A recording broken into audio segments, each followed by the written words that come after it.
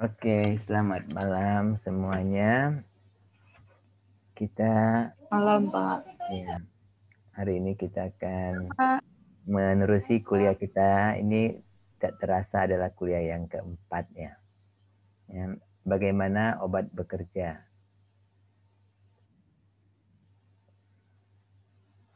Oke, yaitu farmakodinamik 1 ya. Minggu depan ada farmakodinamik 2.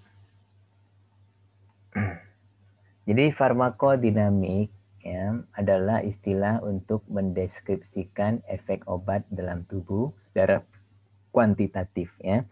Dan farmakodinamik mempelajari cara kerja obat di dalam sel, jaringan, dan organ tubuh. Nah, bagaimana cara kerja obat? Ya, pertama adalah mengikat pada reseptornya. Jadi dia mengikat pada reseptor. Apa itu reseptor? Kayak ini kan reseptor ya.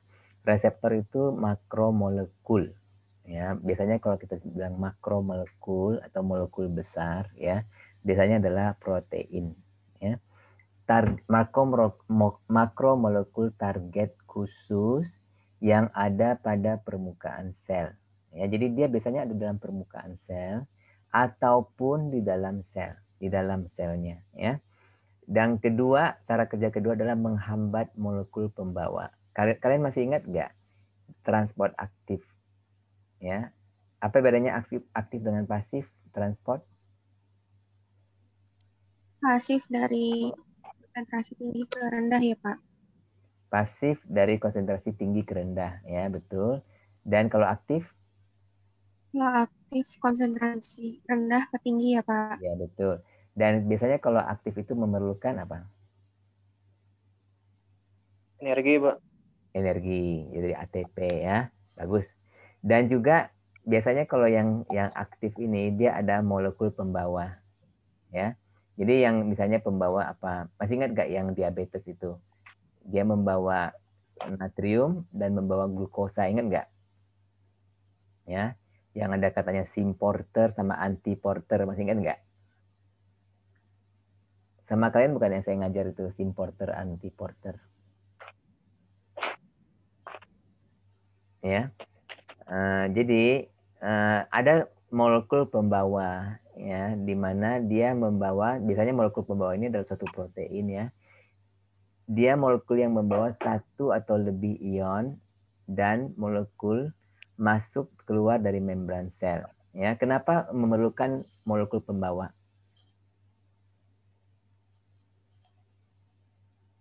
Karena biasanya membran sel itu zat apa yang gampang masuk dan keluar membran sel? Lemak, Pak. Ya, Protein. Pak. Glukosa, Pak. Yang larut dalam lemak ya. Zat yang larut dalam lemak itu gampang keluar dan masuk. Glukosa itu larut dalam air, bukan larut dalam lemak ya. Jadi kalau yang larut dalam air dia susah ya. Jadi dia memerlukan molekul pembawa ya. Yang kita sebut channel atau molekul pembawa itu carrier ya. Dia perlukan carrier ya. Nah, kayak glukosa tadi, siapa yang bilang glukosa ya? Dia harus ada carrier dia untuk membawa masuk keluar ya. Nah, dengan memodulasi atau menghambat ion channel ya. Ion juga kan, ion itu susah untuk keluar masuk karena ion itu adalah polar ya. Jadi dia perlukan channel ya, dia memerlukan channel ya. Nah, yang lain lagi menghambat enzim ya. Contohnya ini trimetoprim ya. Trimetoprim ini menghambat enzim dihidrofolat reduktase ya. Jadi kamu lihat sini enzim ya, dia ada enzim dari dihidrofolic acid menjadi tetrahidrofolic acid ya. Jadi trimetoprim ini menghambat di sini ya. Nah, sedangkan sulfonamid dia menghambat di sini ya. Jadi ada obat yang menghambat enzim, ada obat yang menghambat reseptor ya, menduduki reseptor sehingga agonis, sehingga zat yang harusnya menduduki reseptor ini jadi nggak bisa diduduki reseptornya lagi ya. Nah, Kasih saya waktu sebentar ya, saya cuma mau ngambil charger sebentar aja.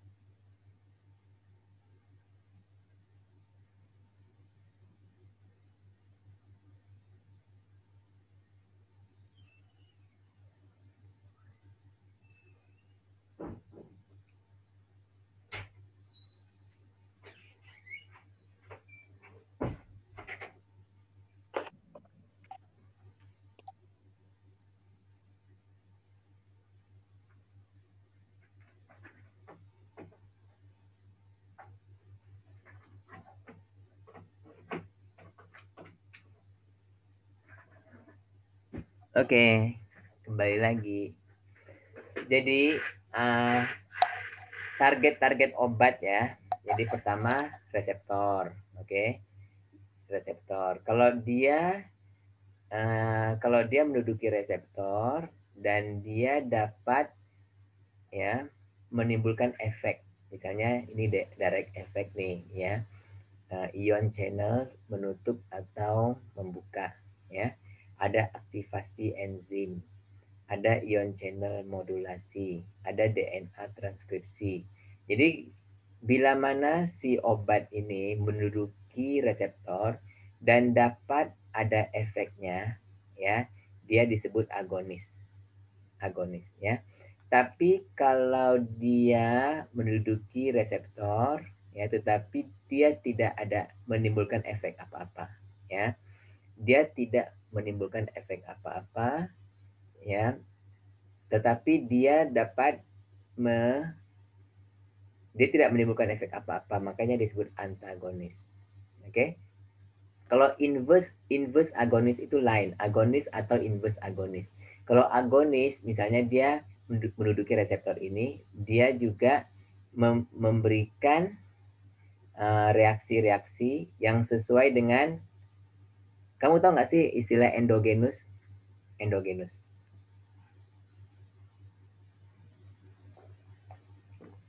Misalnya adrenalin. Kamu tahu adrenalin nggak? Kalau misalnya adrenalin kan, apakah dalam tubuh kita ada adrenalin? Ada nggak? Ada. Ada. Oh, maaf. Saya nggak pakai, lupa pakai ini. Jadi kalian dari tadi dengar nggak apa yang saya ngomong? Dengar dikit-dikit ya. Dengar, Pak. Ya, jadi ini agonis ya, agonis kalau dia menduduki ini reseptor dan dia menimbulkan efek seperti yang molekul natural. Misalnya saya bilang adrenalin, ya. Adrenalin itu kan ada dalam tubuh kita. Kalau adrenalin itu masuk ke dalam reseptor ini, ya, reseptor adrenergik, dia akan menyebabkan misalnya jantung berdetak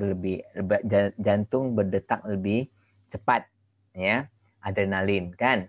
Nah, sekarang kalau misalnya ada isoprenalin itu dia hampir sama dengan adrenalin, hampir sama, ya. Nah, dia menduduki reseptor ini nih, yang harusnya untuk adrenalin. Dia duduki reseptor adrenalin ini, ya.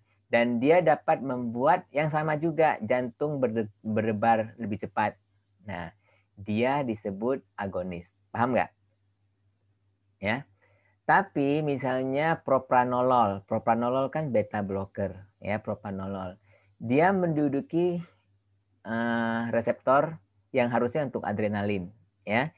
Karena sudah diduduki oleh propranolol, si adrenalinnya nggak bisa lagi bekerja, ya kan? Karena sudah diduduki. Nah, oleh karena itu tidak ada efek jantung tidak berdetak lebih cepat, ya, karena nggak ada adrenalin, ya. Nah, dia karena tidak ada efek, dia disebut antagonis. Oke? Tapi kalau inverse agonis itu kebalikan. Misalnya apa? ada zat ini, ya, obat ini, dia menduduki reseptor adrenalin, ya kan? Nah, adrenalin ini kan membuat jantung berdetak lebih cepat, ya, tapi dia ini justru kebalikan. Dia membuat jantung berdetak lebih lambat, ya.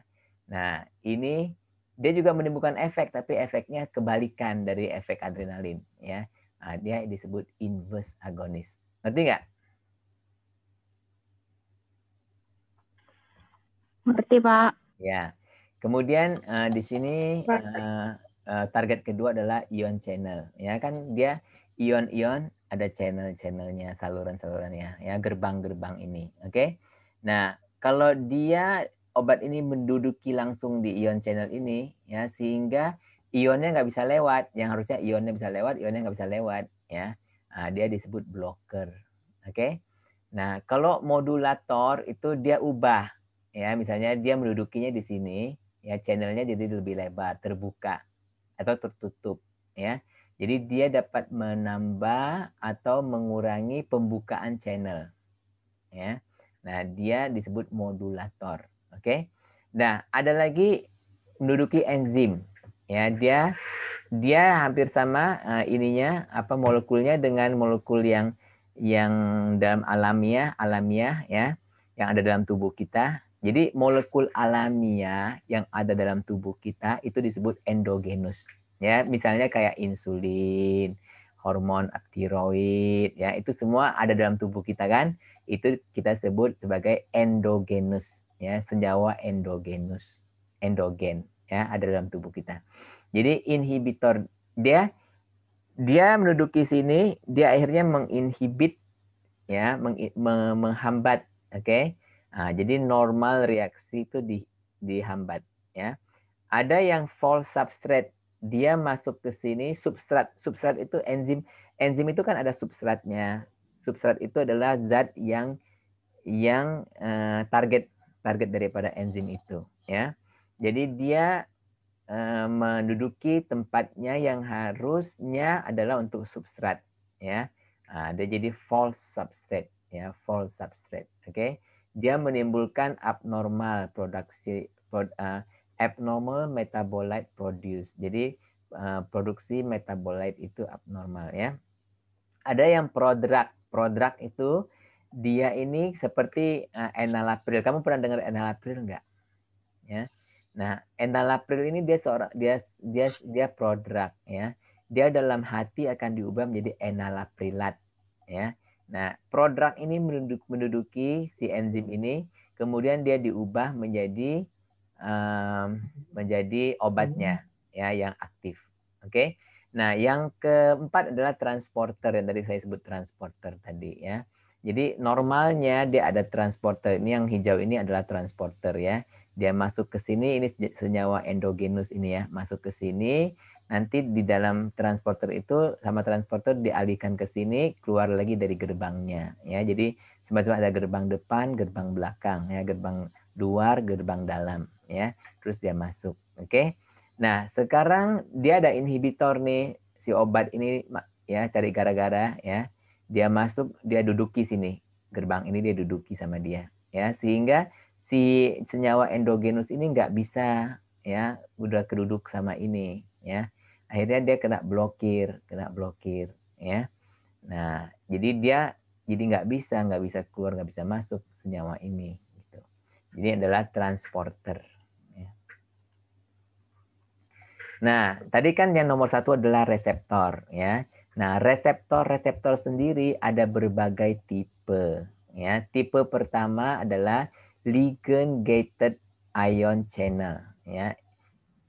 Ion channel ini reseptor, ya, ion channel ini, tapi dia ligand gated, ya, artinya dia ada ligand, tahu nggak ligand kalau bahasa Inggris, ya, ligand gated, ya, ligand ini dia semacam kuncinya, ya. Jadi kalau kamu ada sini masuk ligandnya, ya dia akan terbuka, ion ini akan terbuka, ya. Contohnya adalah cholinergic nikotinik reseptor cholinergic tapi yang nikotinik, ya, yang nikotinik. Nah, dia akan menyebabkan terbuka atau tertutupnya channel ini, Ya. Nah, tipe kedua adalah G protein coupled receptor. Ya, reseptor yang adalah G protein. Ya. Couple itu apa? Couple itu menggandeng ya, menggandeng. Jadi reseptor ini dia menggandeng G protein G protein ya. Contohnya ini adalah sini. Ini kan reseptor nih ya. Ini adalah yang biru ini adalah G protein ya. Dia digandeng sama reseptor ini ya. G protein. Oke. Contohnya adalah alfa dan beta adrenoseptor ya. Jadi yang tadi itu adrenalin, noradrenalin ya, itu semua adalah termasuk G protein coupled receptor. Oke. Nah, ini dia akan menyebabkan protein fosforilasi ya. Fosforilasi protein sehingga menyebabkan efek intrasel ya, efek di dalam sel. Nah, ada juga enzim link reseptor. Jadi reseptor yang berhubungan dengan enzimnya ya. Contohnya adalah insulin reseptor. Jadi insulin ini berikatan di sini ya. Dia dapat menyebabkan protein dan reseptor fosforilasi ya. Akhirnya juga menyebabkan efek intraselular. Nah, ada reseptor. Ini kan 1, 2, 3 ini reseptor di permukaan atau di dalam sel?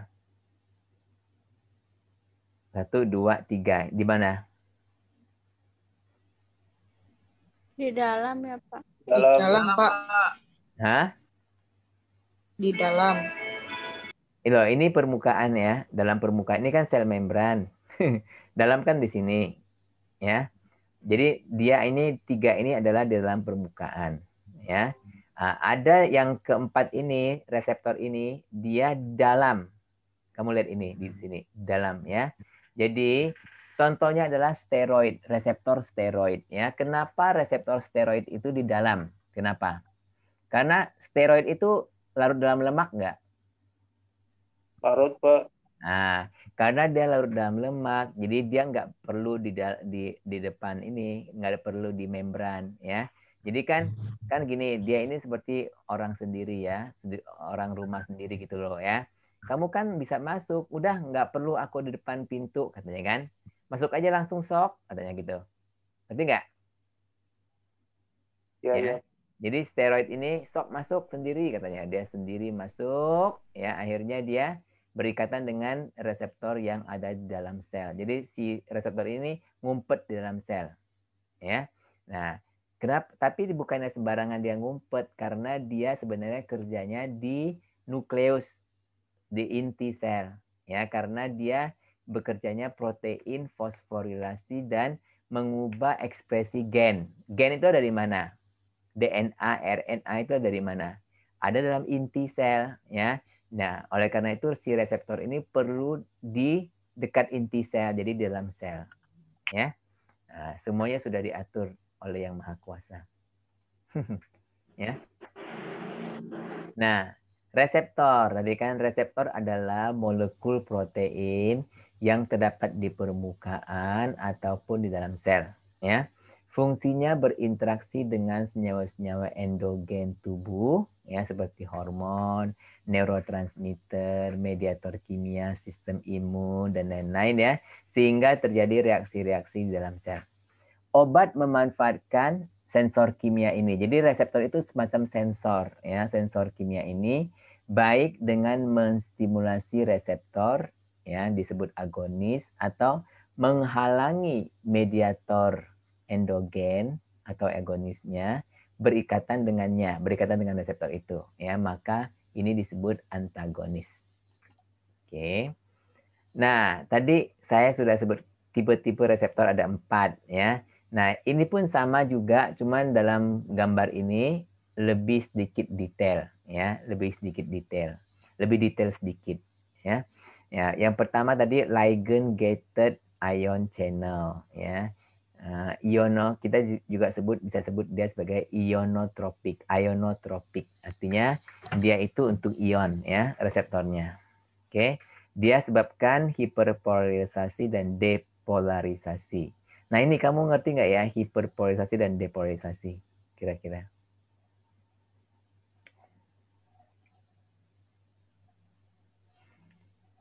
Kamu tahu nggak di dalam sel, ya di dalam sel ini sifatnya lebih negatif, ya.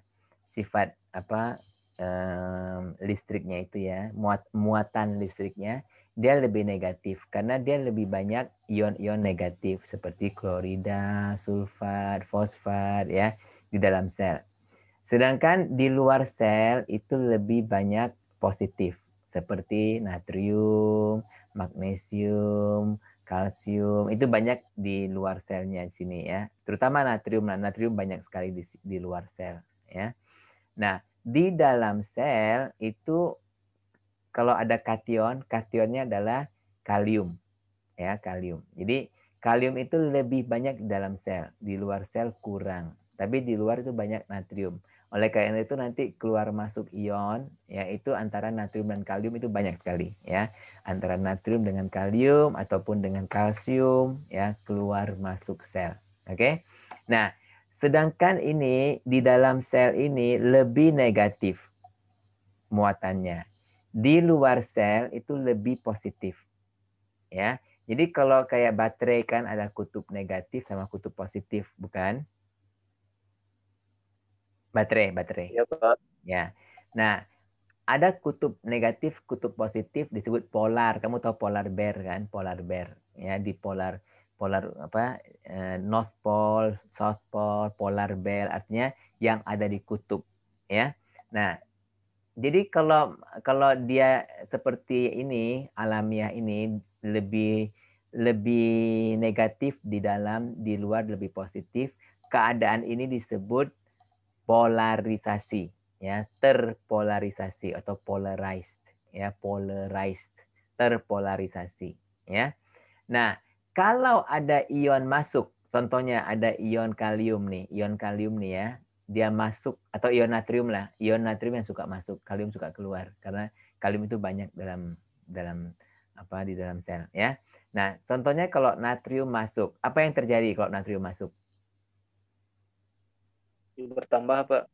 Bertambah apa? Cairan bertambah. Hah? Cairan. Iya, muatannya gimana muatannya kalau natrium masuk ke sini? Ke dalam, Pak. Iya, muatannya bagaimana? Muatan positif atau Jadi negatif? negatif berarti, Pak. Hah? Kalau ke dalam jadi negatif berarti, Pak. Kalau natrium itu positif atau negatif sih? Positif.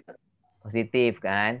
Nah, kalau natrium itu masuk ke sini, ke dalam sel. Jadi dalam sel itu jadi apa? Negatif. Hah? Di dalam sel jadi negatif atau jadi positif? Oh, jadi positif, Pak. Positif. Iya. Jadi dia di dalam sel itu lebih netral, bukan positif kan? Asalnya dia negatif sekali kan? Begitu masuk ke ion natrium, dia jadi agak netral, ya masih negatif juga tapi agak netral, ngerti nggak? Ya, jadi sekarang perbedaan antara dalam dan luar lebih jauh atau lebih dekat sekarang? Lebih dekat. Lebih dekat ya, lebih hampir sama kan? Nah, keadaan ini disebut depolarisasi, ngerti nggak? Iya, Pak. Ya, karena dia nggak gitu polar, nggak begitu perbedaan ya. Jadi dia jadi depolarisasi. Oke? Nah, sedangkan kalau misalnya nih kalium yang ada di dalam sel ini, kalium yang ada dalam sel ini ya, dia keluar ya, aku ogah aku marah aku mau keluar gitu kan. Dia keluar, keluyuran nih kalium ini keluar ya. Apa yang terjadi kalau kalium ini keluar? Kalium itu positif atau negatif? Negatif, Pak. Kalium, hah? Negatif. Kalium negatif atau positif? Oh, kalium positif. Positif kan? Positif. Ya. Jadi jangan dong yang laki dibilang perempuan ya. Kalium itu positif ya. Kalau dia keluar apa yang terjadi?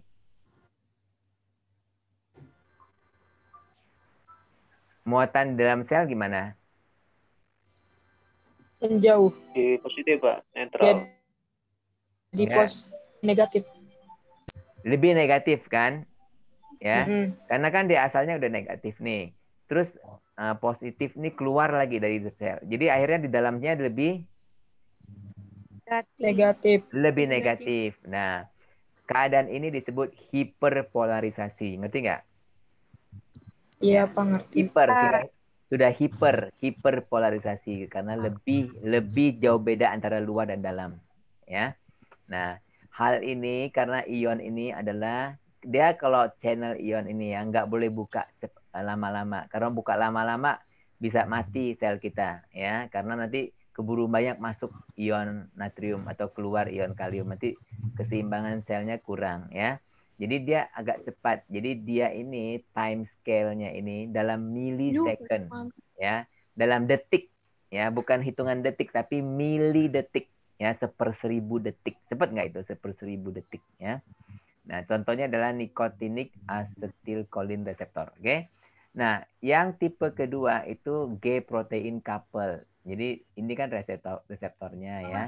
Dia ada G protein. Silakan padamu. Doping. Dia ada G protein ini ya. Jadi dia ini ya, kalau misalnya ada masuk ini ion ya, ada reseptor, ada ini yang warna pink ini adalah obat ya ataupun zat ya. Dia menduduki reseptor ini ya, sehingga G protein ini dapat mengubah ion channel ya ataupun dapat bekerja pada enzim ya, sehingga dia terjadi protein fosforilasi ya dan menimbulkan selular efek dalam sel. Oke. Contohnya dia time scale-nya itu dalam beberapa detik. Oke. Contohnya adalah muscarinic ya, acetylcholine receptor. Nah, ada yang dia menduduki reseptor tapi dia kinase link. Kinase itu adalah suatu enzim ya, kinase ya atau kinase, suatu enzim ya. Nah, enzim ini, reseptor ini dia berkaitan dengan enzim ya, sehingga dia akan mengubah fosforilasi protein ya, gen transkripsi gen ya, dan protein sintesis, karena protein sintesis kan memerlukan gen. Gen itu seperti cetakannya ya. Jadi kalau transkripsi gen itu berubah, protein sintesis pun berubah ya, dan akan menimbulkan cellular effect. Oke. Contohnya adalah sitokin ya, reseptor sitokin ya. Sitokin ini bisa baik bisa jahat ya. Tapi ini reseptornya, oke? Dan dia reaksi ini timbul atau memerlukan beberapa jam, ya, bukan cepat tapi beberapa jam karena dia akan mempengaruhi sintesis dulu karena protein sintesis kan nggak sampai, harus beberapa jam, ya. Nah, yang keempat itu sekali lagi reseptornya ada di dalam sel, ya.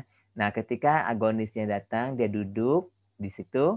Dia menimbulkan perubahan transkripsi pada genetika pada gen ya, dan akhirnya mengubah protein sintesis yang dapat mengakibatkan efek pada sel. Oke, contohnya itu adalah sel reseptor estrogen ya, bekerja di dalam hitungan jam ya, bukan hari, jam, maaf. Nah, ini sebenarnya sama dengan yang itu ya, cuma dia ini dituliskan dalam kata-kata aja ya. Saya bilang sama yang anak reguler, saya mau delete, saya mau hapus ini karena ini nanti tambah bingung untuk kalian ya, nggak perlu. Oke? Hampir sama aja ya.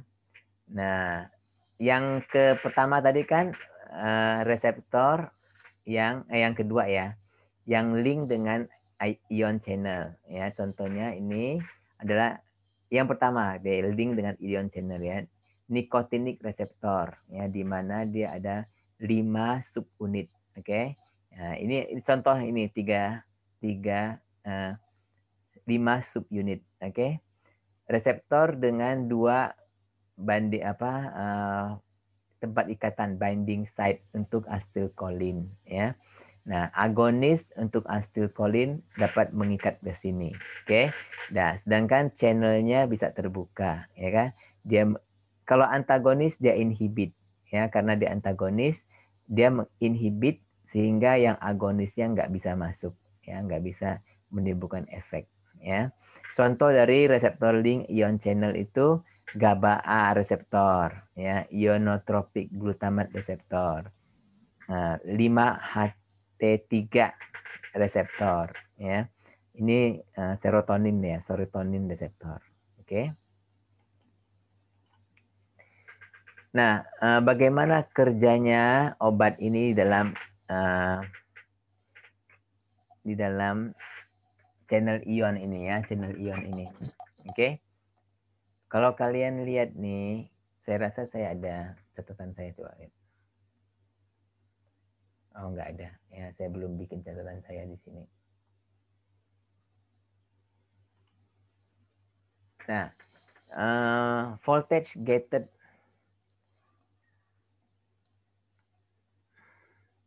Nah, saya baca aja sedikit. Sekarang jam berapa kira-kira ini?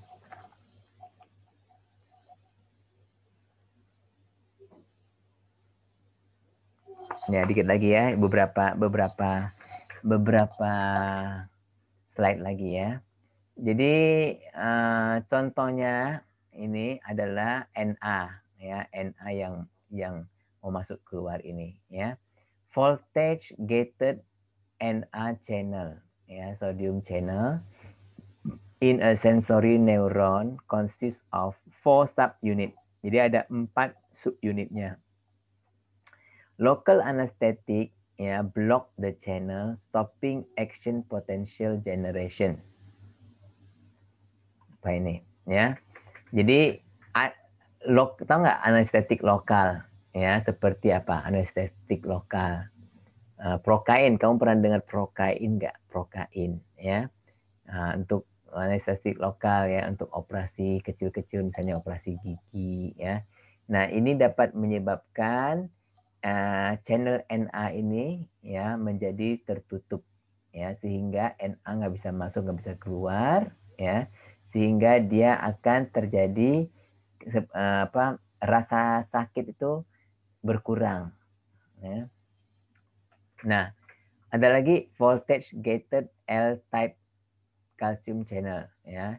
Jadi dalam sel-sel jantung kita banyak sekali L-type calcium channel ya. Nah, kalau channelnya ini, saluran ini ya kena blokir ya oleh calcium channel blocker, CCB kita bilang ya. Seperti Norvas, kamu tahu Norvas nggak? Amlodipin, Norvas ya. Nah, Norvas ini salah satu obat yang akan menduduki reseptor ini sini ya. Nah, sehingga dia dapat menghalangi kalsium ya. Jadi kalsium nggak bisa masuk ke dalam sel sehingga pembuluh darah pun tidak terjadi kontraksi ya. Jadi pembuluh darahnya dilatasi gitu sehingga dia dapat menyebabkan tekanan darahnya turun ya, kan kita menghendaki tekanan darahnya turun ya. Nah, ada lagi ATP sensitive potassium channel in the insulin secreting pancreatic cell ya, pancreatic B cell. Jadi insulin kan disekresi oleh pankreatik ya, pankreas B cell-nya ya, sel-sel beta ya kan, sel-sel beta. Oke. Dia dapat mengikat sulfonylurea ya, sehingga ya yang sering digunakan untuk terapi non insulin juga ya. Sulfonylurea ini loh ya, untuk terapi non insulin dependent, itu maksudnya tipe 2 ya, diabetes tipe 2. Oke.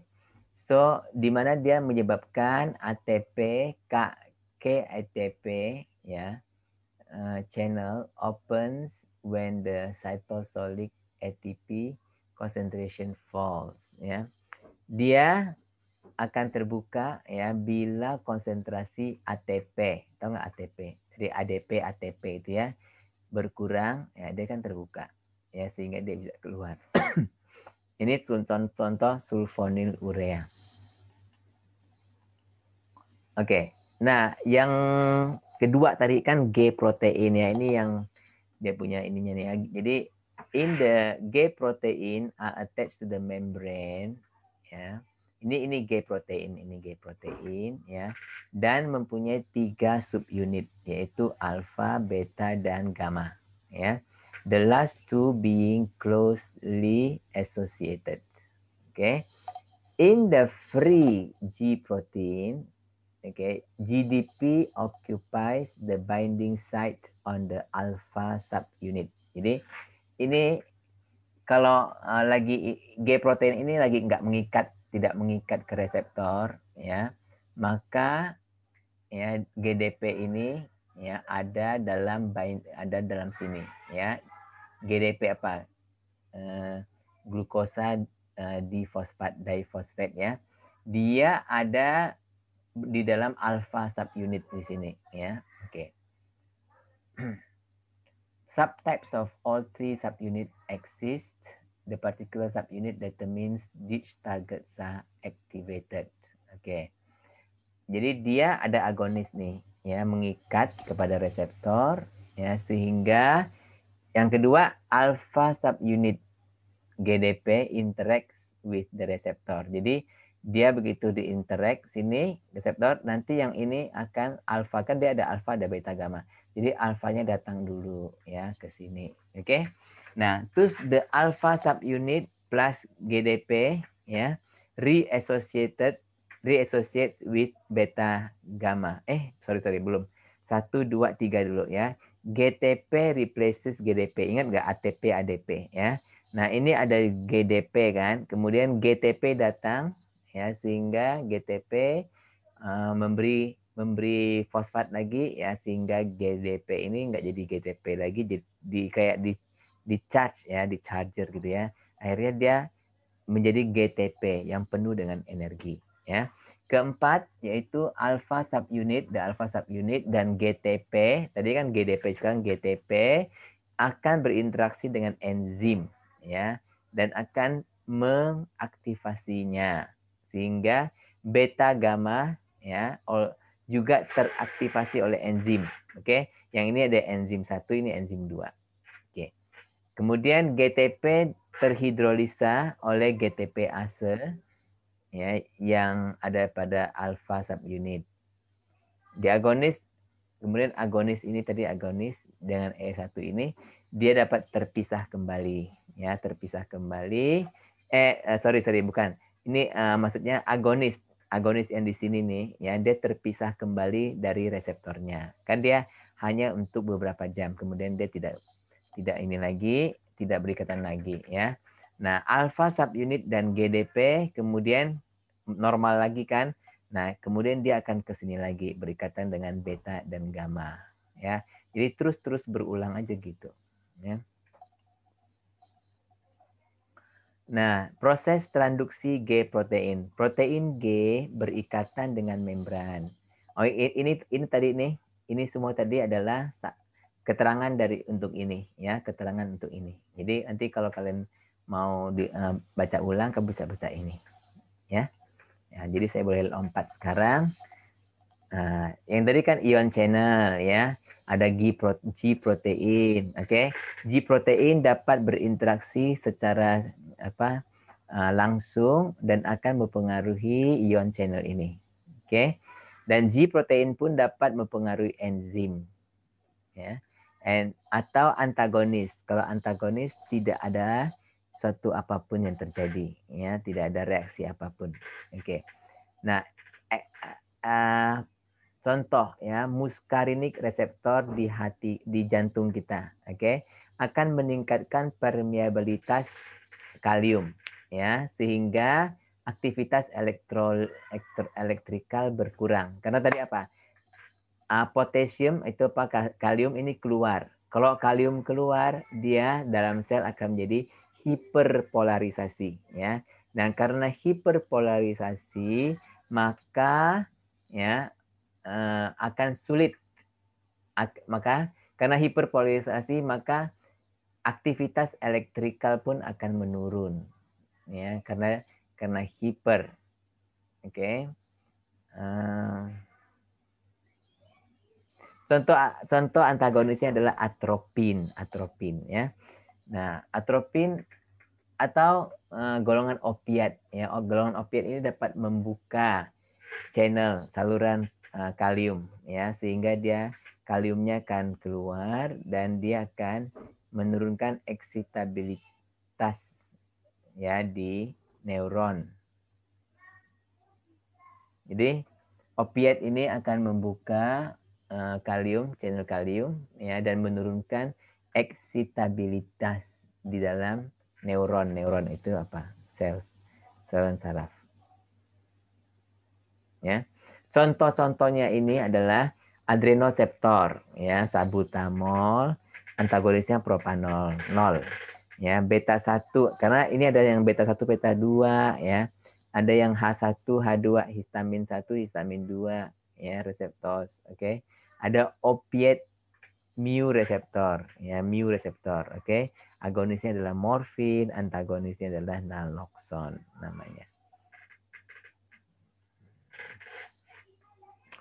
Apa ini sini adalah G protein tadi lo ya, dia akan mengaktifasi fosfolipase C ya, akan melepaskan kalsium dari intraselular, kemudian mempengaruhi aktivitas ya enzim, kinase ya, dan sebagainya, termasuk di sini adalah histamin ya, antagonisnya mepiramin, produksinya oleh ya, histamin, oke. Dan adrenoseptor juga termasuk, muskarinik termasuk ya, dan muskarinik M2 ya, oke. Nah, tadi apa tuh? Reseptor link enzim ya. Enzim dia ada hubungannya dengan reseptor. Contoh di sini adalah hormon pertumbuhan, growth hormone ya. Kalau dia mengikat pada reseptor ini ya, apa yang akan terjadi? Yaitu agonis ya, mengikat dua reseptor, menyebabkan coupling ya, dimeration coupling. The TKS is province apa? TK itu apa tadi? TK tyrosine kinase ya. Di setiap reseptor ya akan menyebabkan fosforilasi ya di other membrane of the dimer. Oke.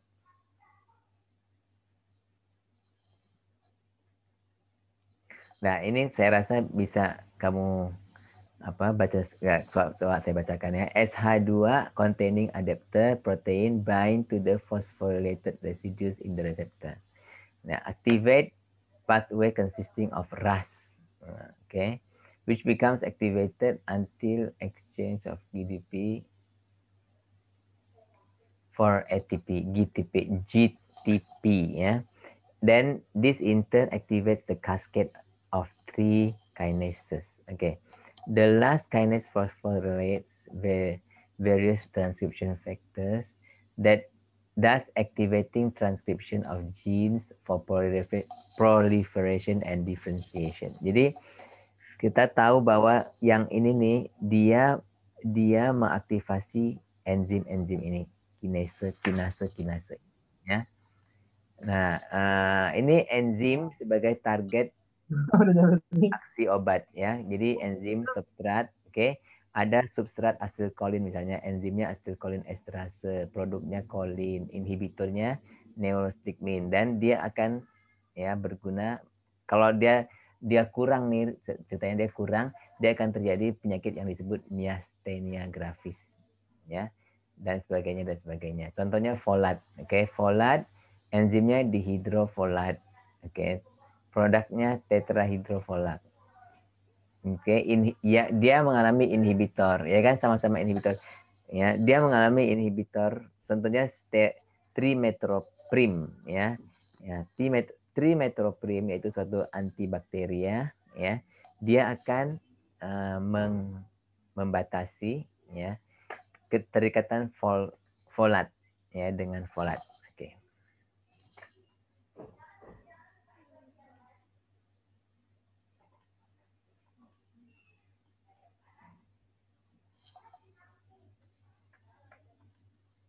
Apa itu? Next. Next. Oke, enzim tadi udah. Next.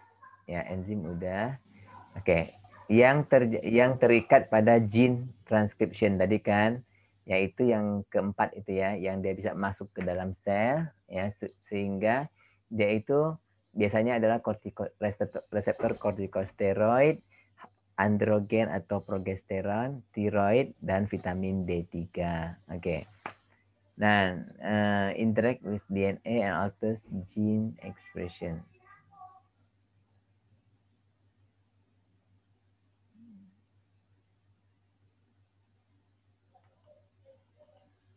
Oke. Ini